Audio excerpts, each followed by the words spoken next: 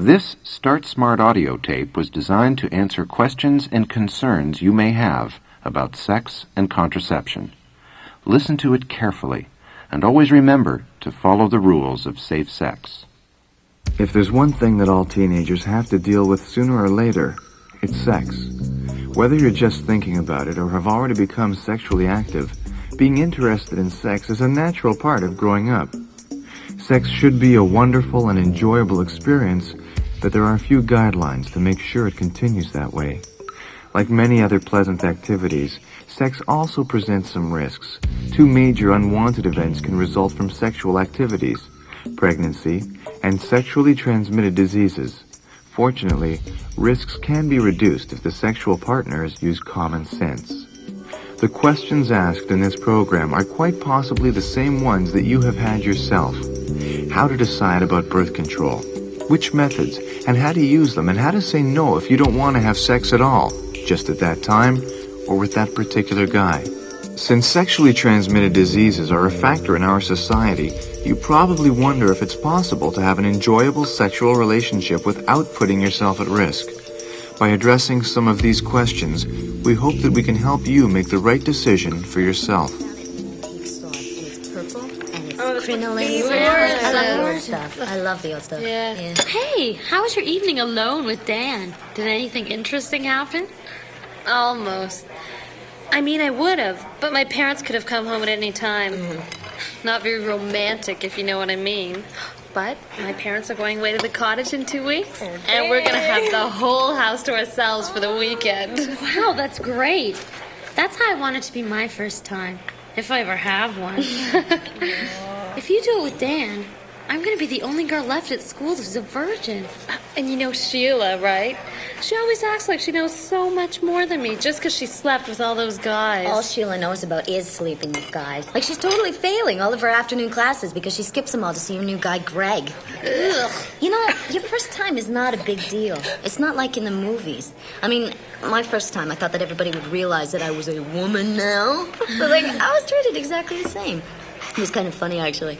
When I came home that night, my mom goes, "Did you have a nice time, dear?" I wanted to say, yeah, did I ever? There's no question that everything today, from movies to magazines to television ads, seems to be saying that everyone else out there is having a great sex life. The truth is, they're not. Only about half of teenagers in Canada today are sexually active, and that means the other half is not. Whether or not you're sexually active, there are all sorts of reasons for saying no. Not wanting to get pregnant or be exposed to a sexually transmitted disease, or not feeling right or ready, emotionally speaking, are perfectly good reasons. It's your body and your decision. Guys, remember that guy we met at the dance last week? Rob? Yeah, he called me Saturday, and we went to a movie Saturday night. Man, is he good looking? Yeah. It's sort of like Tom Cruise. Yeah. And Tom Cruise is who I was thinking of while we were doing it in the back seat. You didn't. Oh, Karen, why? You don't even know the guy. I think that's stupid. You could have waited until you've gotten to know him a little better. Oh, he was so sweet. I really wanted him. He said, "You have the most beautiful eyes I've ever seen. I need you." I just melted, and before I knew it, we were doing it. Even if I'd really wanted to say no, I didn't know how to stop it. Or him. Oh, give me a break. There are ways to stop him. You could have done something to change the mood or even gotten out of the car.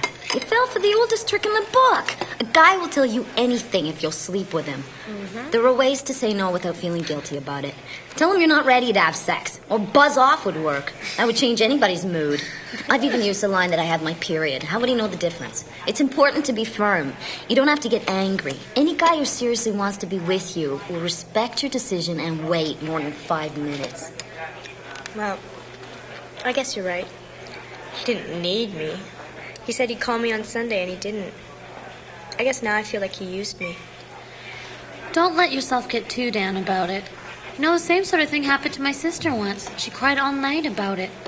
1 month later, she found out she had an infection. It was such a hassle. There's too much to lose when you're sleeping with some guy you barely know. I'm not ready to handle a sexual relationship yet. That's why Steve and I don't do it. Well, how far do you go?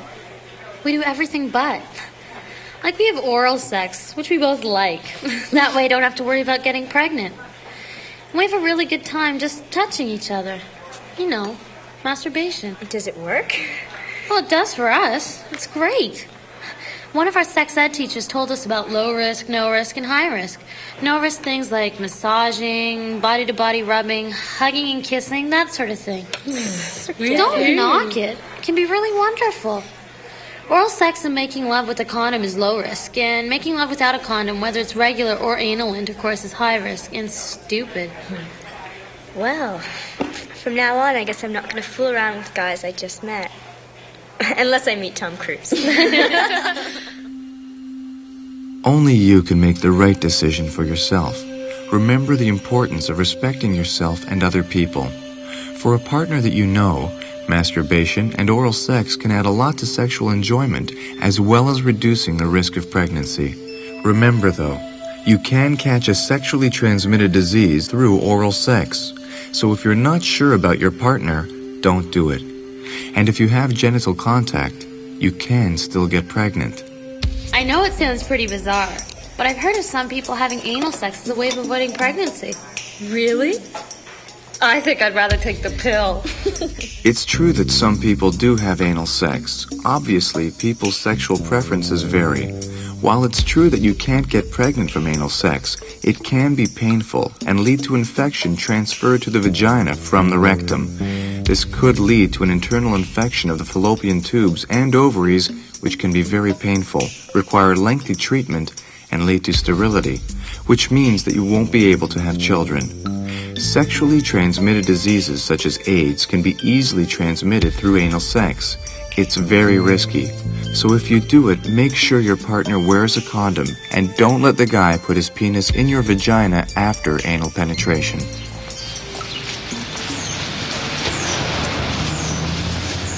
I know we shouldn't be having sex without using anything, but I think we're okay. Because we only make love right after my period, or just before it, so it's probably pretty safe. Yeah, I've done that too. Mostly we just stop before he comes inside me. Sometimes I worry he won't stop. So far he has. And I try to be on top when we're doing it, because that's supposed to be a safe position. That and standing up. Oh. I know it sounds stupid, but it's worked so far. And I sure don't know what I'd do if I got pregnant. Yeah, I asked Mike what he'd do if I got pregnant. He said I'd have to get an abortion, and I guess I would. Because I love him, but I'm definitely not ready to get married and have a baby, and the only other choice is giving it up for adoption. I hope that's not a decision I'll ever have to make. My cousin was telling me about this friend of hers who really thought she was pregnant. She did one of those home test things, and the test was negative, but she still didn't get her period. Do you know what it's like to have to wait for your period? You never think you'd actually want your period. I know. So she went to her doctor for a test, which luckily enough was negative. The doctor told her not to panic, was really nice about it. And then she explained fertility and stuff to her and gave her some information on birth control. Maybe I should go to my doctor. I don't know anything about that. Although it's true that you are more fertile at certain times in the month, you can get pregnant any time, even during your period, and it only takes one sperm to fertilize an egg. Also, sperm are in the seminal fluid your partner secretes from the penis long before he comes. Even if your partner withdraws and comes just outside the vagina, sperm can still make their way inside. And once that sperm is inside, there is absolutely nothing you can do, especially not douching with anything to stop it from reaching its target. In fact, not only is douching not a method of birth control, it can cause infections. The bottom line for any sexually active young woman is this: there is no safe time of the month to have sex, nor is there any safe position, and yes, you can get pregnant the very first time you have sex, even if he doesn't come inside the vagina. Count yourself lucky if you've made it so far without getting pregnant. But you should also count on that luck running out if you continue to have sex without proper birth control. Yeah, we had a great time. Do you want some chips? No, thanks. Guess what? I almost told my mom today that I wanted to go on the pill. But I chickened out. Oh. Anyway, I was talking to Laura, and she's on the pill. And she goes, look, if you're not ready to tell your mom, you don't have to. Just go to this clinic where I go, and they'll give you the pill. I found it in the phone book in the blue pages under health. It's a good thing, because I really didn't want to go to my family doctor. I mean, he delivered me.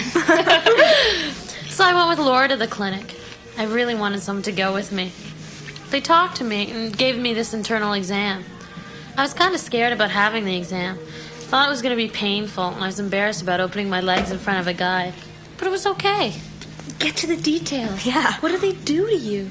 Well, it only took about 5 minutes. It did kind of hurt, but not too bad. I was really nervous, but the doctor kept telling me to try and relax.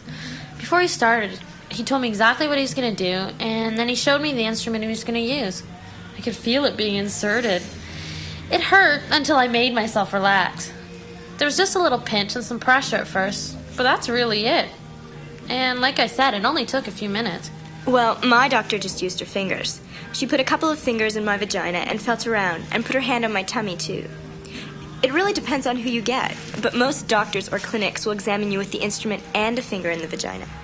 If you're really worried about a male doctor, you could try and find a woman doctor, like I did. I hope I never need an exam like that. But you will. My doctor says I need one every year.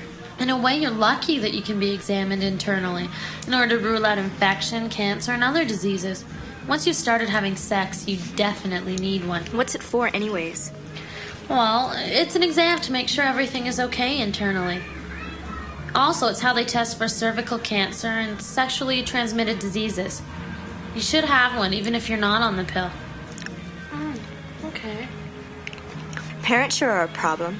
It makes you wonder whether they ever did it. And then sometimes they're just dying to talk to us like they don't know how. I guess you have to test the water and give them help. At least give them a chance. Yeah, and how do you suggest I do that? My mother would kill me. Well, nothing's for sure, but you could start talking about kids at school or stuff you heard or a movie you saw and let them adjust to the idea that you're not as innocent as they think you are. You could try introducing them to your boyfriend so they can get to know him. The point is, keep communicating. That way you can give them the message slowly and let them get used to it instead of them finding a condom or something in your room and having them deal with it all at once. The first time I went steady, my dad decided it was time to have a talk with me, and I said, "It's all right, Dad, I know about the pill." He was embarrassed, but we actually sat down and talked about sex and relationships. I think it's really good if you treat your parents like adults. Because if you listen to them, then they'll listen to you. Well, my mom will probably find out anyway, because I'm sure I'll blow up like a balloon and look awful. Laura says the pill makes her feel kind of depressed sometimes, and I've heard you get tons of zits, so I don't want to go on the pill yet. I mean, what happens when you meet the right guy and you want to get married and have kids? After you've been on the pill for ages, you can't get pregnant, or your kids look like E.T. or something. No thanks. Since I've been on that new pill, the new low-dose kind that the doctor says matches your own cycle better, I haven't noticed much change at all. For the first couple of months, I was bleeding a bit before I was really supposed to get my period, but it stopped. Actually, it made me feel better. I used to have really painful periods, and now I hardly know I'm having one. My periods are lighter, and I'm more regular. I know when I'm going to get my period, which is a lot more than I used to know when I wasn't on the pill.